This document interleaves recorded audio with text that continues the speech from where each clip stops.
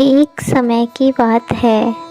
एक टोनी नाम की चिड़िया एक घने से जंगल में और एक घोंसले में अपने 2 बच्चे प्यारे से और एक अंडा उनके साथ रहती थी। एक बार क्या हुआ, उस जंगल में धीरे धीरे सन्नाटा सा छाने लगा और सभी पक्षी दूर दूर चले गए।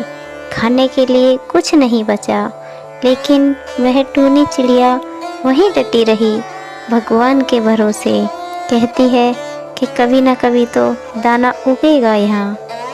मेरे बच्चों, भगवान सबका होता है, वो चाहे इंसान हो या जानवर या पक्षी, वो सभी का ख्याल रखता है।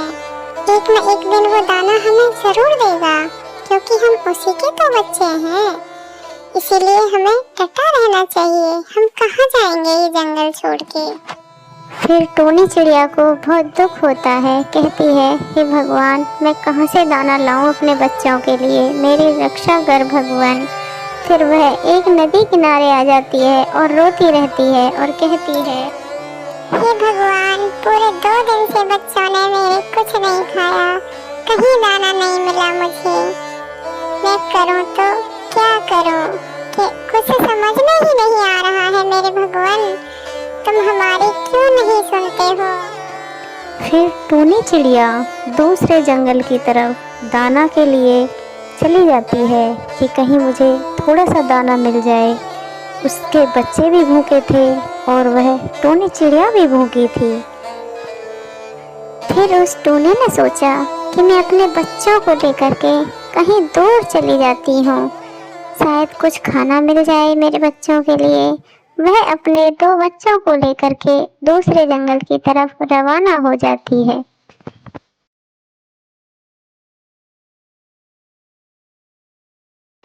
लेकिन टोनी को दूसरे जंगल में भी कुछ नहीं मिला और वह निराश होकर के वापस अपने घोंसले पर बच्चों के साथ लौट आई। माँ, आखिर हमारे भगवान क्यों नहीं सुन रहे?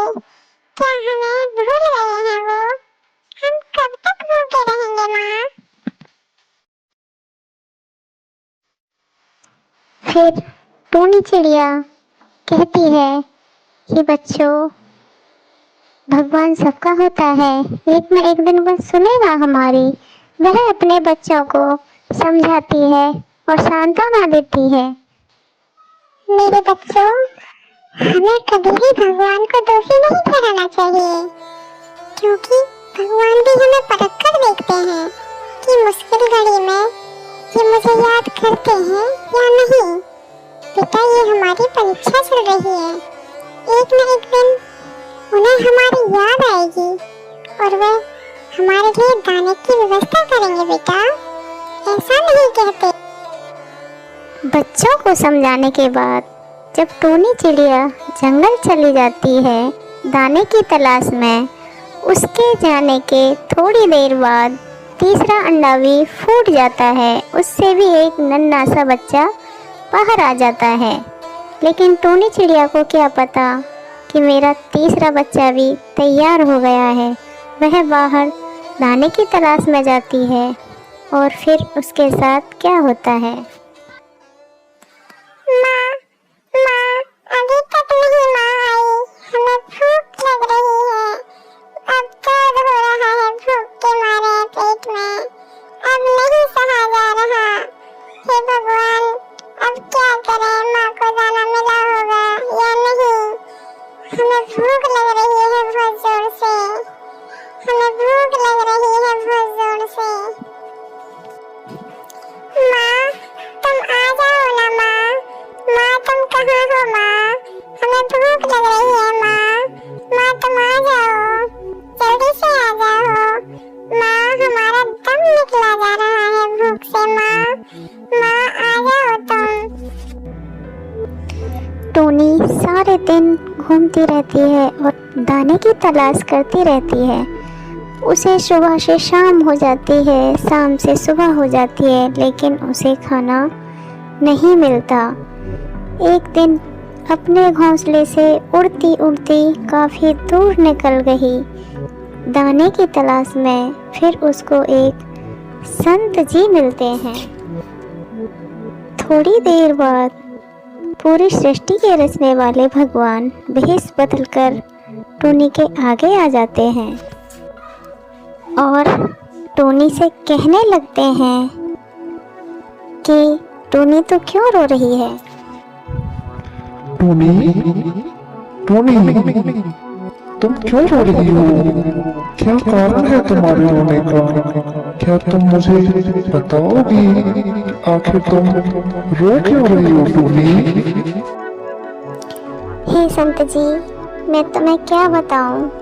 इस जंगल में सूखा पड़ी हुई है, दाना नहीं है हमारे खाने के लिए। मेरे बच्चे कई दिन से भूखे हैं, उनके लिए कुछ खाना चाहिए था। चिड़िया पूरी तरह से कह नहीं पाई थी, उससे पहले संत जी ने पानी और भोजन चिड़िया को देने की तैयारी कर दी।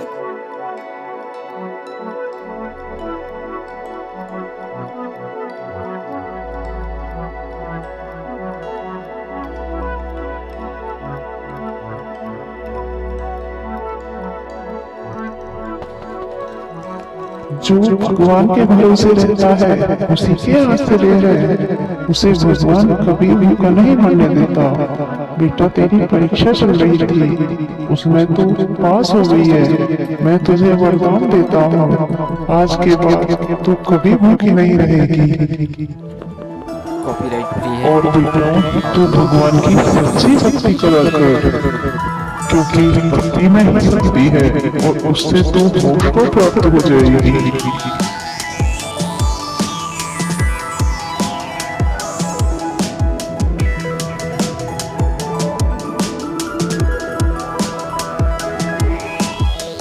फिर वह टोनी चिड़िया जो महाराज जी देखे जाते हैं स्वयं परमात्मा थे संत भेष में, फिर वह अपने बच्चों को भरपेट दाना खिलाती है और कहती है, बेटा हमें कभी भगवान पर अविश्वास नहीं करना चाहिए, क्योंकि भगवान हमारी परीक्षा लेते हैं। खुशी खुशी सब